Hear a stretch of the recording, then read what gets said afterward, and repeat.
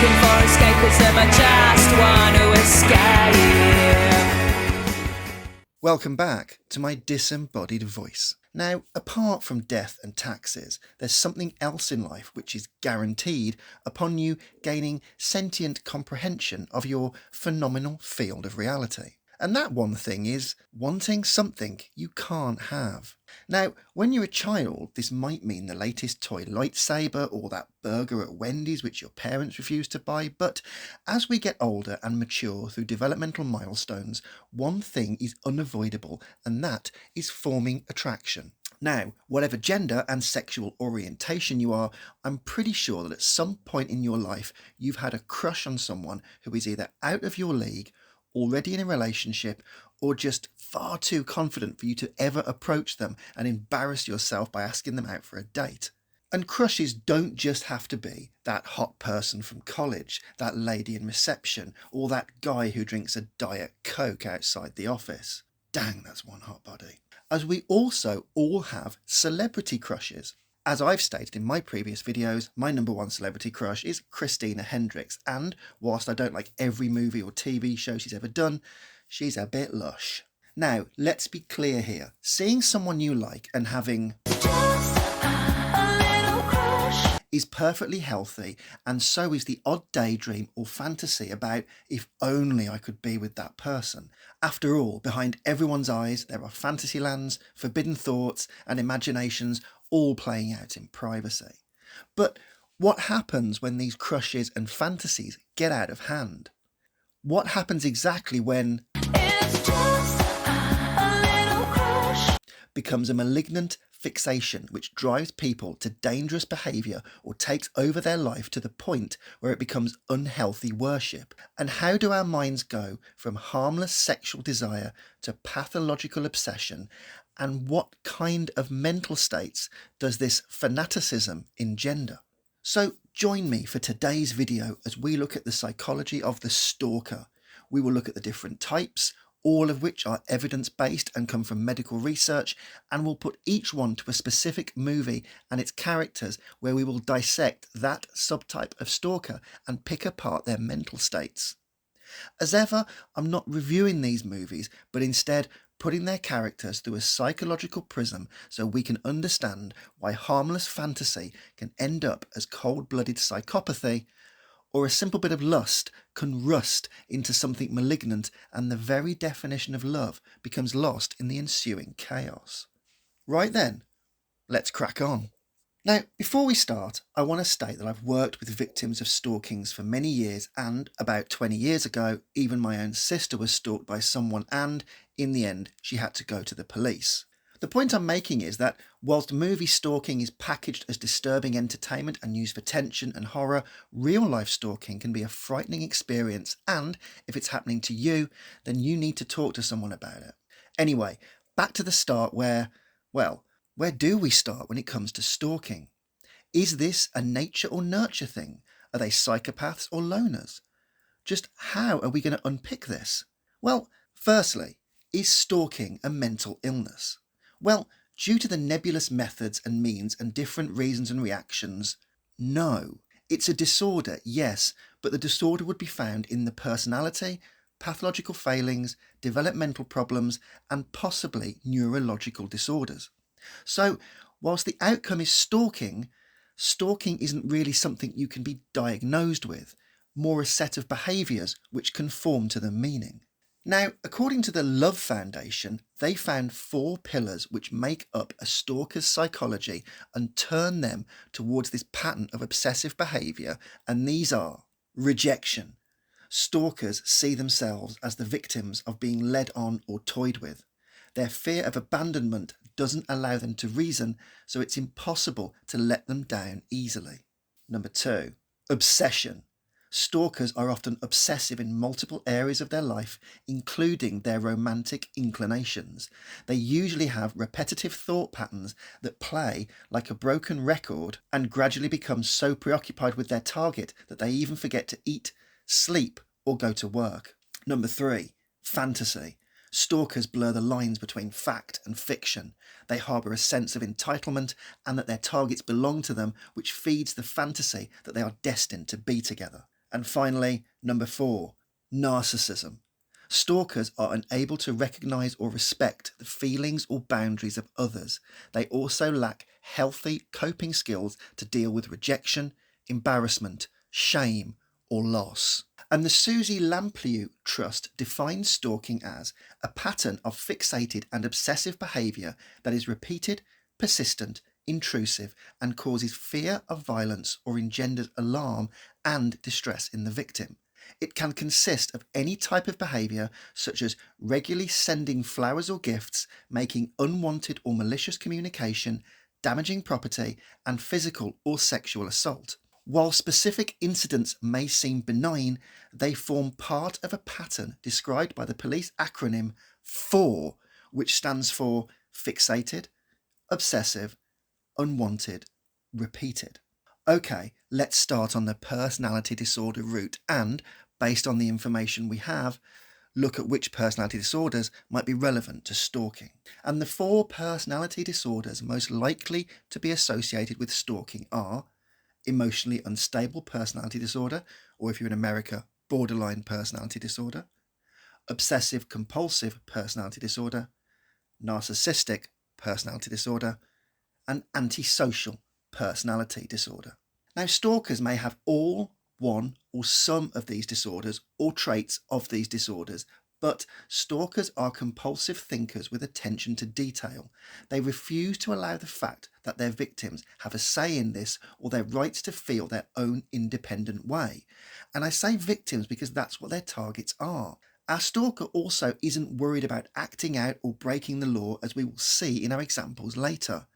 They vacillate between emotional states where their victims are perfect and amazing and forever to be loved, to then the object of frustration where they feel the need to punish, possess, and even kill the one who refuses to see that they should be together. So, stalking affects the personality construct, and remember that personality is the pattern of characteristics across the whole matrix of the persona.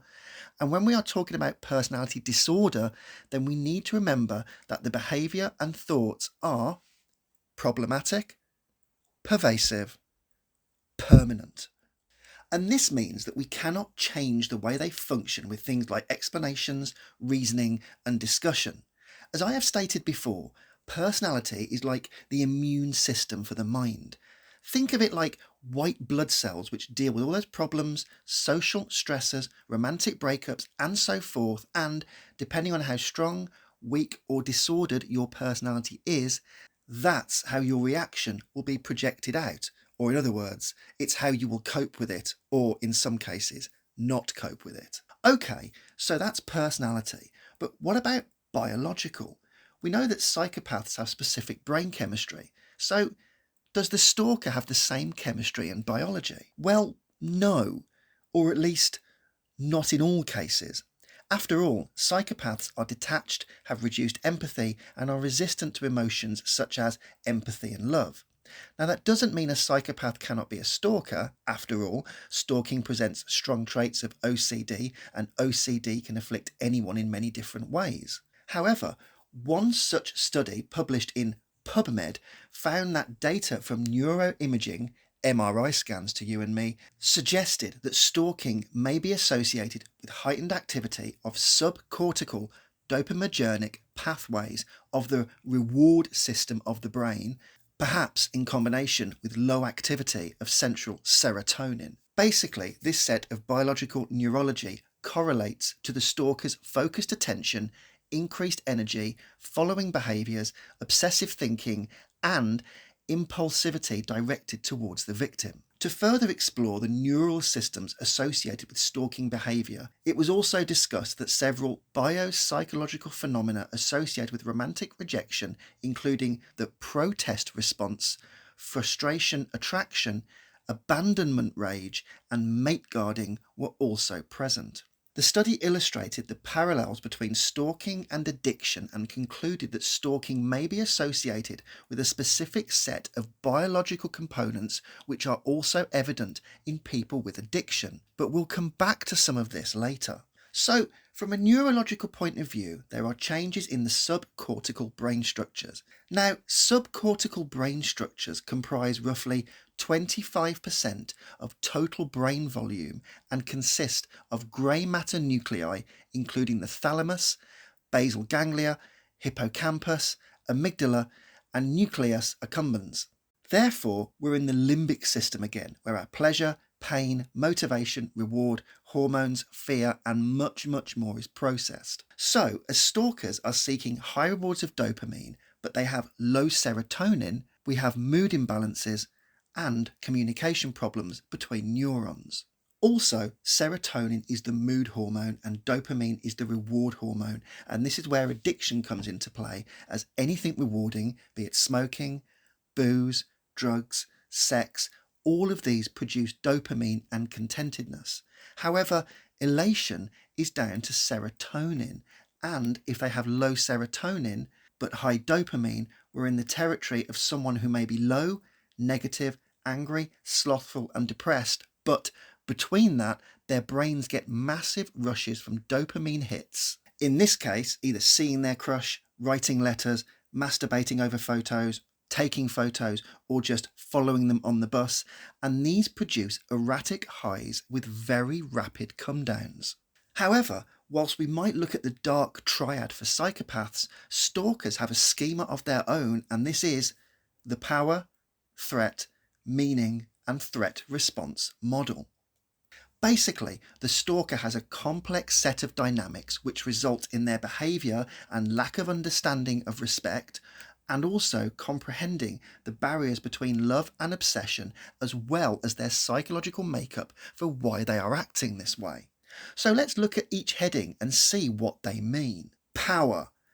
These are areas which include social and community standing, economic, material and social capital, ideological and values. Basically, power and influences all interact, and this may magnify or reduce their overall impact, and lack of power, such as poor social standing, the stigma of being an outcast, gender expectations, poor attachments in life, or, if things are reversed and they have strong economic standing or toxic traits of perceived masculinity or femininity, as stalkers can be male and female, our stalkers are made up from how powerful or how powerless their lives have made them feel. Threat. These are areas the stalker has deficits in, such as relational, emotional, environmental, identity, social, and also economic too. Here we are looking at their intrapsychic structure and not just the economic and ideology of power.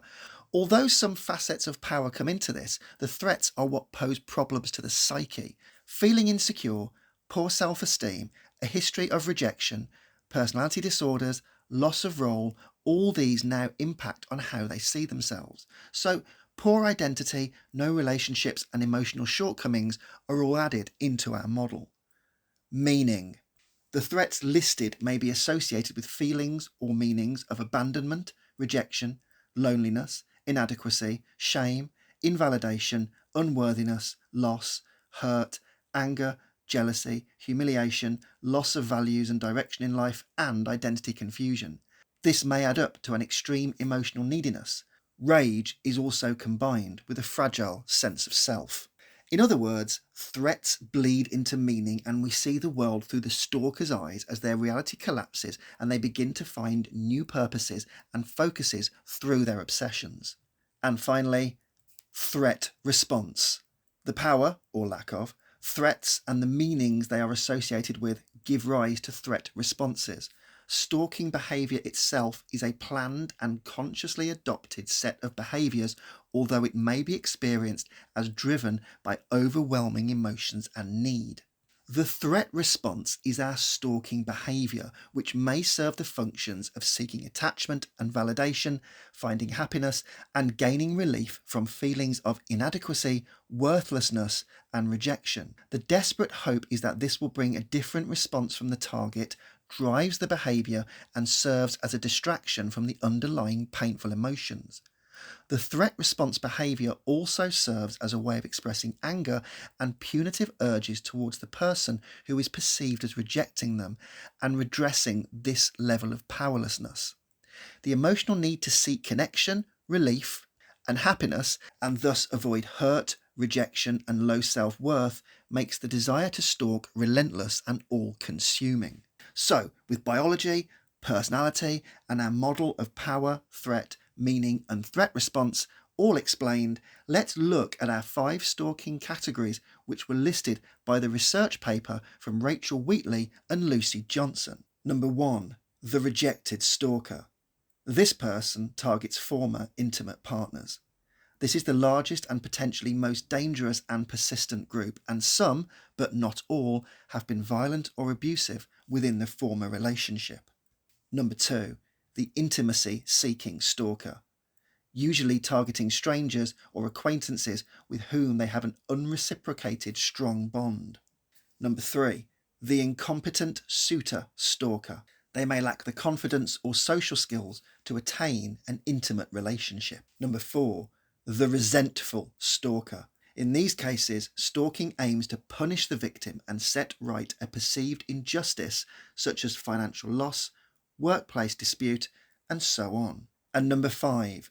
The predatory stalker, a relatively but small, dangerous group motivated to attack for sadistic or sexually deviant reasons. They may have committed other serious offences and therefore be part of the prison population. Okay, so let's start with the rejected stalker. This person targets former intimate partners. This is the largest and potentially most dangerous and persistent group, and some, but not all, have been violent or abusive within the former relationship. And for this one, we'll go with someone I've covered before on this channel, and that's Cecilia from The Invisible Man, who is trying to escape her husband, Adrian. The Invisible Man, released in 2020, is a cracking film from Blumhouse about a billionaire wife-beater whose wife runs away, so he begins a crusade of revenge via relentless stalking in determination to win her back. Okay, first things first. I know the film leans heavily into science fiction, but in terms of someone using their power, means, threat, and displaying a threat response, this is ideal. Basically, and a quick rundown if you haven't seen the film, Adrian is a billionaire who lives with mild-mannered Cecilia, who is scared to death of him. At the start of the film, she escapes him, but then he spends the rest of the movie hunting her down, ruining her life, and isolating her via the use of his invisible camera suit. Played brilliantly by Elizabeth Moss, Cecilia starts the film running for her life, then lives through the shock and post-trauma, before being systematically destroyed until she is sectioned for insanity and also murder. Now, let's not dwell on the whole film, but look at how Adrian fulfills the role of the rejected stalker. Now, in terms of power, Adrian has the surplus of economic resources and identity from fame, but he also appears to have very little self-esteem and a high worry about being abandoned. Now, whilst there's no agreed comprehensive theory to explain the whole of stalking behaviour, it appears to be linked to the context of a history of insecure attachment and or loneliness, and this creates an intense desire to connect and belong, along with having an extreme sensitivity to said abandonment. The perpetrator often lacks the experience and skills to develop and maintain a healthy relationship and has limited appreciation of others' perspectives on or reactions to their stalking behaviour. Also, whilst there may or may not be a history of overt trauma, their experiences and feelings of shame, invalidation, unworthiness, loss, loneliness, anger, and rejection are common. So Adrian more than likely has emotionally unstable personality disorder or borderline personality disorder with strong traits of narcissistic personality disorder. However, as emotionally unstable personality disorders are unstable in their fears of abandonment, and narcissists have very poor self-esteem structures and thus require praise to maintain their egos, he is a powder keg of threat, meaning and responses in our model. Cecilia even states in the film that she was well below his league and he could have had anyone he wanted, but he chose to have her, and this is what makes her so angry that he just cannot let her go.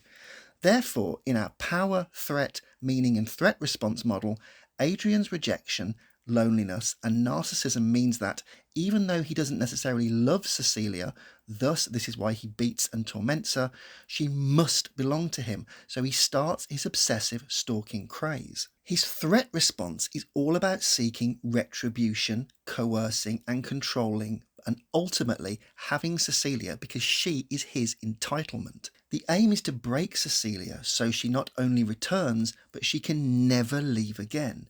However, for Adrian, his obsession is so great that he will literally ruin her life and hurt other people just to contain the woman who dared to challenge him. Vengeful, violent and abusive and targeting a former partner, he's the embodiment of the rejected stalker now obsessed with their former partner and someone who has lost all perspective of rationality over their behaviour and comprehension. Basically, the stalking has consumed them and taken over their lives. Moving on. The intimacy-seeking stalker, usually targeting strangers or acquaintances with whom they have had an unreciprocated strong bond. Well, there's nobody else for this one apart from the absolutely bonkers Kilgrave from the TV series Jessica Jones. Kilgrave is the outcome of some rather cruel childhood experiments and, able to control people's minds, he stumbles across Jessica Jones and puts her under his spell. However, when we meet Jessica Jones at the start of the series, she has PTSD, post-traumatic stress disorder, from all the rapes, abuse, and even the woman he made her kill before she finally broke free of his control. Basically, the whole series, once off Netflix and now on Disney Plus, is a war of attrition between stalker and victim and is a truly wonderful piece of drama. Now, I've done videos about him before, but for context, Kilgrave has mind control powers, but the only person he can't control is Jessica Jones, and thus, going back to the start of our video essay, after being hit by a bus and nearly killed, he sets about stalking Jessica because she's the one thing he can't have. Like the child who wants that toy, he wants the one thing he's not allowed to have. Anyway, Kilgrave's plan is to buy Jessica's former childhood home, renovate it and redo it to the point it was when she was a child, get her to move in with him, and everything will be perfect. An embodiment of emotionally unstable personality disorder due to his childhood abuse where his parents allowed him to be experimented on, the love-hate relationship between them is clear to see on screen when his parents come back into the show and he confronts them. Kilgrave is also a narcissist and an antisocial who doesn't care who he hurts in his pursuit of Jessica Jones. So, after cheating his way to a large haul of cash, then buying her former home, he retrofits it exactly like it used to be and asks Jessica to move in with him. Having stalked her and created chaos up to this point, Jessica moves in as she's trying to get him charged with murder, and the two engage in a doomed domestication which will never work because Kilgrave will want sex and love, and Jessica despises him. Again, with our model, Kilgrave has economic power with the threat of no social network and an emotional neediness. And he meets the meaning part of the model with his threats of malice, revenge and rage. The desperate hope is that this approach of buying Jessica Jones and making her the perfect home drives this behaviour and serves as a distraction from the underlying painful emotions. The behaviour also serves as a way of expressing anger and punitive urges towards the person who is perceived as rejecting them and redressing a sense of powerlessness. After all, Kilgrave can have anyone he wants apart from Jessica, but like Adrian with Cecilia, he's fixated on something like a spoilt child and demands that he has that person. Also, considering he can control who he wants, Kilgrave is fascinated by the woman who is immune to him, and this only spurs his stalking on because, despite the fact she hates him, there's a genuine delusion that she will just come around and fall in love with him. Despite raping his victims, including a once brainwashed Jessica, Kilgrave has probably never had a true, intimate relationship. Stalking can thus be seen as a survival response to a sense of threat to a person's sense of self and their desire for intimacy and acceptance. The desired relationship is idealised as a way of achieving this, as well as protecting against attachment, loss, hurt, abandonment, gaining happiness, and relief from painful feelings, and or redressing a real or perceived power imbalance. So, seeking a connection by changing the world to what he thinks Jessica will find perfect, Kilgrave is the embodiment of the intimacy stalker. Oh, and with his mind control, he's the best exemplar of the 4 pillars of stalking, which are rejection, obsession, fantasy, and narcissism. Kilgrave was rejected, and, as nobody can say no to him, the object of his obsession becomes fantasy, and his narcissism will never let him stop tormenting Jessica because, for that very reason, she can say no, and this will not be accepted inside his head. Anyway, let's move on to the incompetent suitor stalker. They may lack the confidence or social skills to attain an intimate relationship. And for this one, we come to a little film I saw in the cinema in 1993 called The Crush. The basic premise of this film is that Dr. Gordon from Saw moves into a new neighbourhood and becomes the object of a teenage Alicia Silverstone's affections. Anyway, what starts out as soon becomes something much more pathological, and as Dr. Gordon starts dating Taryn from Nightmare on Elm Street Part 3, the very wonderful Jennifer Rubin, the stalking escalates until he is eventually and falsely accused of rape, and his whole life begins to unravel because of this girl's obsession that they will be together. Research has identified that this type of stalker has a strong need to be validated by the victim, and at the same time to punish the victim for confirming the stalker's feelings of failure and inadequacy. And none is more evident here, as Silverstone uses all the immature and sexually aggressive means she has to snare poor Dr. Gordon. So she sunbathes in very few clothes, undresses when she knows he is only a window away, flirts in a very sexually aggressive manner, and generally makes Dr. Gordon feel uncomfortable. For our model, the power is all about how uncomfortable she makes him feel. A proper daddy's girl who's both repressing and expressing sexual feelings, Silverstone actually brings a new personality disorder to the table, as, alongside potential emotionally unstable personality disorder, she has something called histrionic personality disorder, where immaturity, superficiality, inappropriate sexual expression, and a constant need for attention consumes her. With no economic power, she resorts to making her target uncomfortable at every turn, as, whilst she is beautiful and alluring, she's also pure jailbait, and any relationship would be bordering on paedophilia. In terms of threat, Silverstone is unlikely to have any close relationships and only gets rewarded when Daddy coughs up for a new car, or whatever kids in the 90s had instead of phones.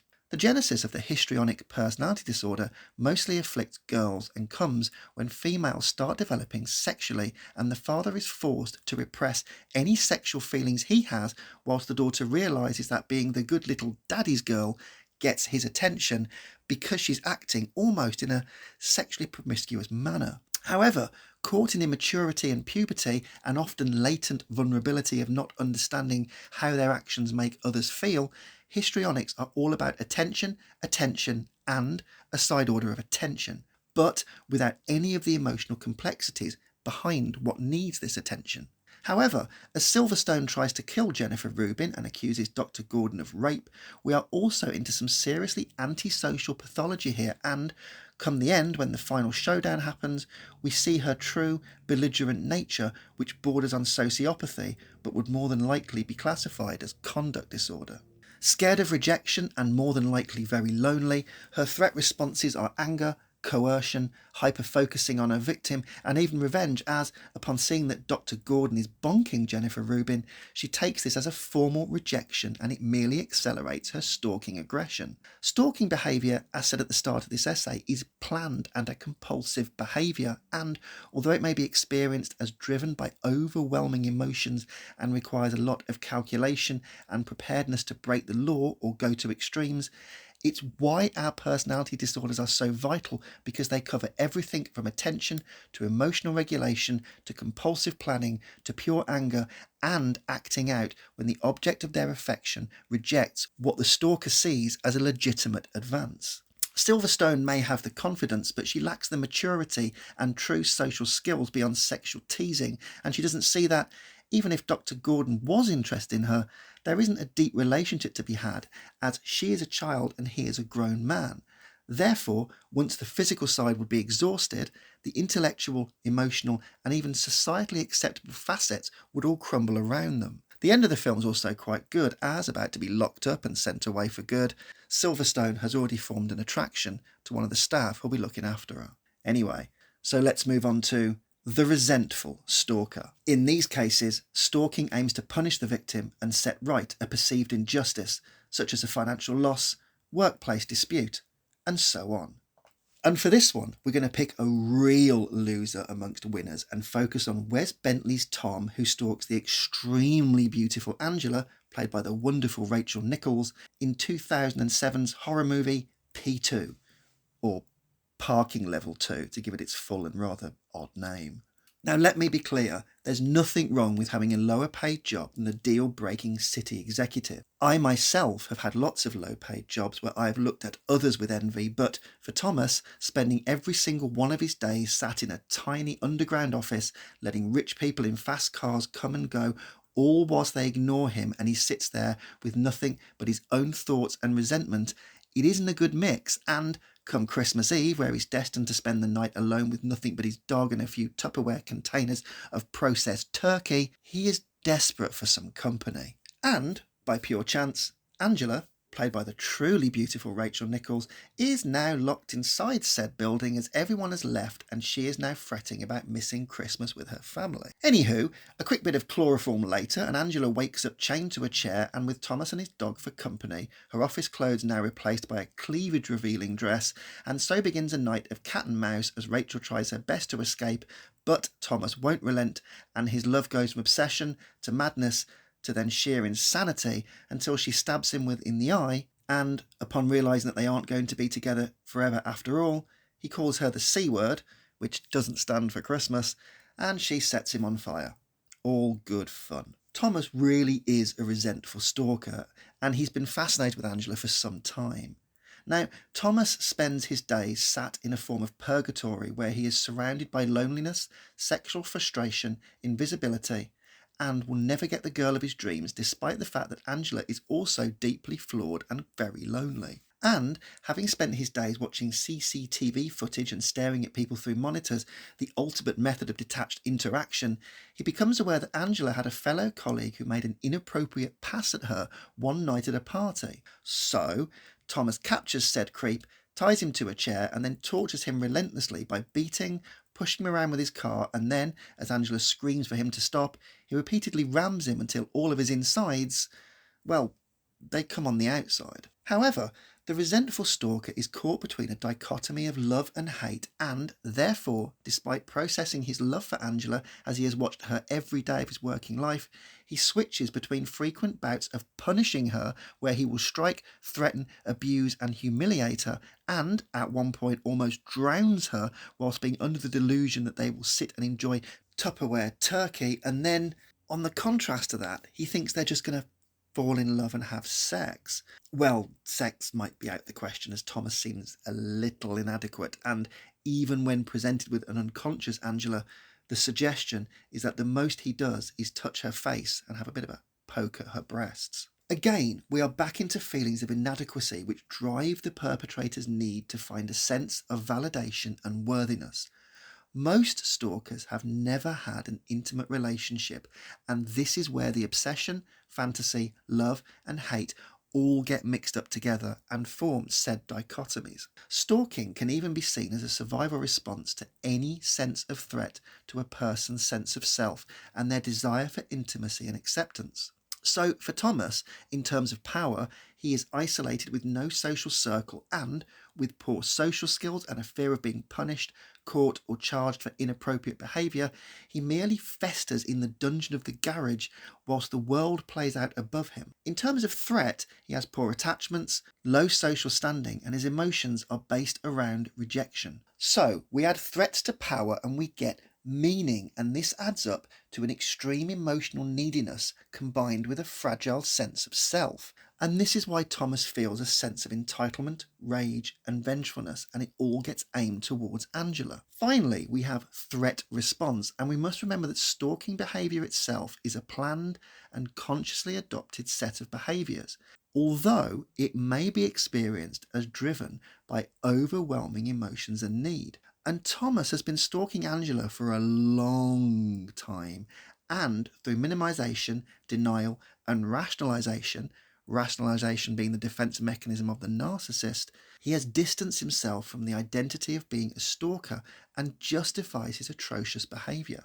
Hyper-focusing on his victim, he attempts to achieve recognition from Angela without realising that every action he does merely repulses her more, but in his mind, she's merely lost and needs a little time to come round to the idea that they will be together. Also containing all 4 pillars of rejection, obsession, fantasy and narcissism, Thomas might hate his life, but in his world, he is entitled to do what he wants to Angela, such is his mental state. If you haven't seen P2, it's worth checking out. It's got plot holes you can drive a bus through, and at times you'll be stretching credulity, but it's a fairly lean, mean little horror flick. Anyway, let's get to our final category of stalker, and it is the predatory stalker. A relatively small but dangerous group motivated to attack for sadistic or sexually deviant reasons. They may have committed other serious offences and therefore be part of the prison population. And for this one, it's time to lock up your rabbits because the bunny boiler is finally here and we look at Alex Forrest from the 1987 movie Fatal Attraction. The story of Fatal Attraction is quite simple. Michael Douglas has an affair and, when he chooses his wife, said affair is less than chuffed and sets out on a systematic mission to dismantle Michael Douglas's life and break him apart piece by piece, all under the auspice that he either deserves it for being a swine or he will choose to leave his wife as the magic of psychological abuse bears fruition. So Alex, played by Glenn Close, has had her one-night stand with Michael Douglas but doesn't seem to appreciate the concept of one night and instead becomes obsessed. Therefore, after cutting her wrists, calling him 1,000 times, stalking his children and eventually boiling the family rabbit, her obsession overwhelms her and consumes everything else. Alex has no insight into her mindset and, whilst we don't know if she's been in prison beforehand, as many predatory stalkers have, we can see that she is a sadist. After all, she actively enjoys driving Michael Douglas around the bend, taking one of his children so the family get upset, or simply just killing the rabbit. And she has no insight or empathy into the unit she is destroying. Also, when it comes to the power, threat, meaning and threat response, she has the ideological focus, which is in the power section, where she believes she will have a cemented relationship with Michael Douglas regardless of all her sadism, masochism, obsessiveness, and how a lack of insight will prevent any of this from coming to fruition. In terms of threat, we have value-based meaning making, which means she has extreme difficulty on modifying or achieving highly valued relationship goals associated with gender roles and social norms, and when we come to meaning, loss of control and humiliation are all ingrained. Finally, in threat response, she shows the following traits: minimization, denial and rationalization to distance oneself from the identity of stalker and justify continuing the behaviour. Number 2, hyper-focus on the victim, rumination to defend against overwhelming feelings and attempt to achieve recognition from the victim. Number 3, entitlement and coercion. These are defence mechanisms against low self-worth and a justification for behaviour which confers a sense of power. Anger, seeking retribution, justifies a sense of revenge for perceived wrongs and expresses pain at relational losses and rejections. And finally, self-injury and suicidality. This is used to manage overwhelming feelings, control others, and for self-punishment.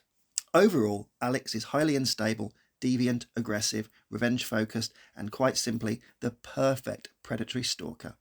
She's also the perfect exemplar of the 4 pillars of stalking we spoke about at the start in terms of rejection, obsession, fantasy, and narcissism.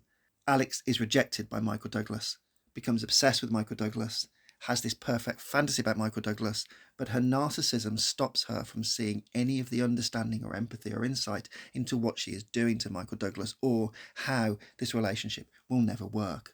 Alex is also pure emotional unstable personality disorder, as well as possessing strong antisocial traits, as well as many narcissistic ones too, in terms of not seeing that what she is doing is wrong and believing she is special, above the law, and destined to be happy in this impossible fantasy relationship. And that's it for this week's video, so remember that psychology is cool.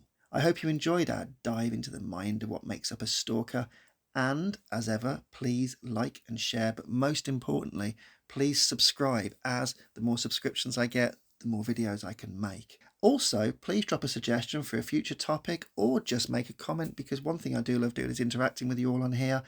And as ever, until next time, I'll catch you later.